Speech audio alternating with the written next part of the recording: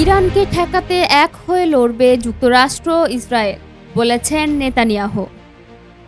ইরানের পারমাণবিক অস্ত্র অর্জনের চেষ্টা এবং মধ্যপ্রাচ্যে দেশটির প্রভাব ঠেকাতে ইসরায়েল ও যুক্তরাষ্ট্র দৃঢ় প্রতিজ্ঞ বলে মন্তব্য করেছেন ইসরায়েলের প্রধানমন্ত্রী বেনিয়ামিন নেতানিয়াহু। ইসরায়েলের সফররত মার্কিন পররাষ্ট্রমন্ত্রী মার্কো রুবিওর সঙ্গে বৈঠকের পর নেতানিয়াহু এমন মন্তব্য করেন।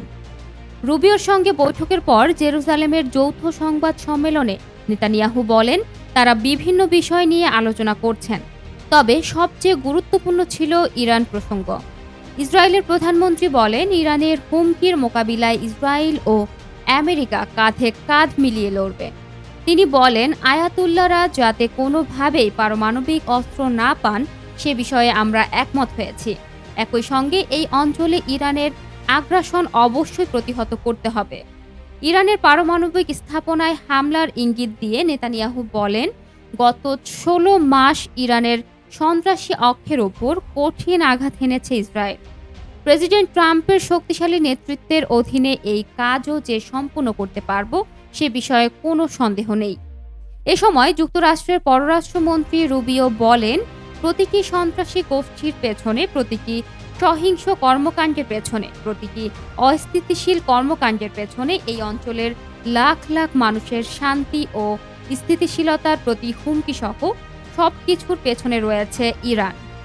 পারমাণবিক অস্ত্রধারী ইরান কোনো স্থান হবে না বলে মন্তব্য করেন তিনি। কড়া প্রতিক্রিয়া ইরানের পারমাণবিক স্থাপনায় হামলায় ইসরায়েলের প্রধানমন্ত্রীর দেওয়া হুমকির তীব্র নিন্দা জানিয়েছে তেহরান।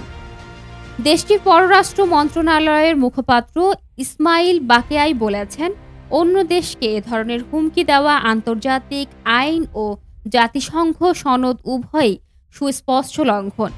ইরানের পররাষ্ট্র মন্ত্রণালয়ের মুখপাত্র আরও বলেন, জাতিসংঘের পারমাণবিক সংস্থার নিরাপত্তা বিধান মেনেই পারমাণবিক কর্মসূচি চালিয়ে যাচ্ছে ইরান। পারমাণবিক অস্ত্র বিস্তার রোধ চুক্তির বিষয়ে তেহরান অঙ্গীকারের বিষয়ে জোর দেন তিনি। প্রায় 16 মাস ধরে ফিলিস্তিনের স্বাধীনতাকামী সংগঠন হামাসের পাশাপাশি ইরান সমর্থিত লেবাননের হিজবুল্লাহ ও ইয়েমেনের হুতি গোষ্ঠীর বিরুদ্ধে লড়াই চালিয়েছে ইসরায়েল।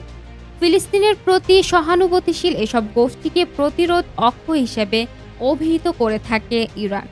গত জানুয়ারিতে দ্বিতীয় মেয়াদের দায়িত্ব গ্রহণের পর ইরানের বিরুদ্ধে সর্বোচ্চ চাপ প্রয়োগের নীতি পুনর্বহাল করেন যুক্তরাষ্ট্রের প্রেসিডেন্ট ডোনাল্ড ট্রাম্প।